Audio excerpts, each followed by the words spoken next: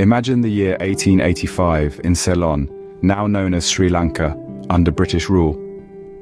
At this time, the Buddhist community faced several challenges.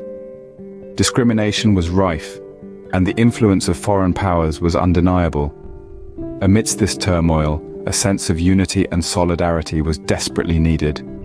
Enter the Colombo Committee, chaired by the esteemed Sri Lankan monk, Venerable Hikkaduwe Sri Sumangala Thera.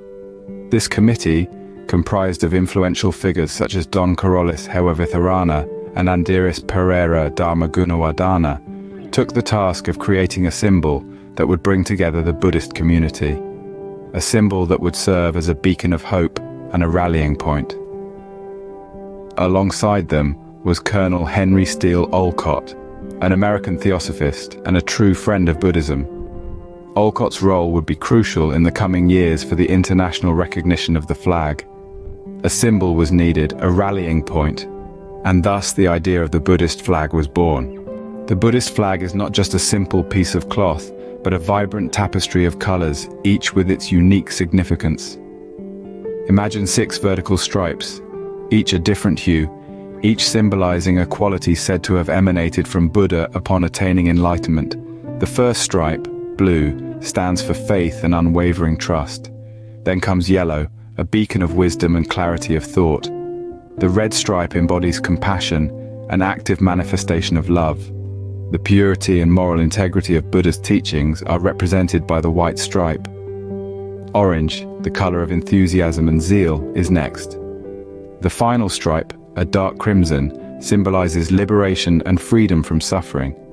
These colors are not mere aesthetic choices. They are a visual representation of the Buddha's teachings and the virtues that guide the path to enlightenment. Each hue holds a message, a lesson, a piece of the Buddhist philosophy. Each stripe, a different color together, they represent the path to enlightenment. The Buddhist flag, first hoisted in 1885, had a journey ahead, a journey from Ceylon to the world. At the heart of this global journey was Colonel Henry Steel Olcott, an American theosophist and staunch supporter of Buddhism. Recognizing the need for a universal Buddhist symbol, Olcott suggested modifications to the original design for broader appeal and undertook the task of promoting the flag internationally. His relentless efforts bore fruit as the flag started gaining recognition beyond the shores of Ceylon, capturing the essence of Buddhism for practitioners worldwide. The significant turning point came in 1952, when the World Fellowship of Buddhists officially recognized it as the international Buddhist flag. This recognition solidified its global significance, and ever since, the flag has been a symbol of unity and identity for Buddhists around the globe. From a simple flag in Ceylon, it had become the international Buddhist flag, a symbol of unity and identity for Buddhists worldwide. Today, the Buddhist flag is more than just a symbol, it's a legacy. Holding true to its origins, it still serves as a beacon of unity, representing the core values of Buddhism for practitioners worldwide, regardless of geographical or cultural boundaries. It instills a sense of belonging, a shared identity that binds Buddhists across continents and symbolizes a commitment to the principles of Buddhism. The flag is not merely a piece of cloth, but a peaceful expression of faith, a silent yet powerful proclamation of one's adherence to the Buddhist path.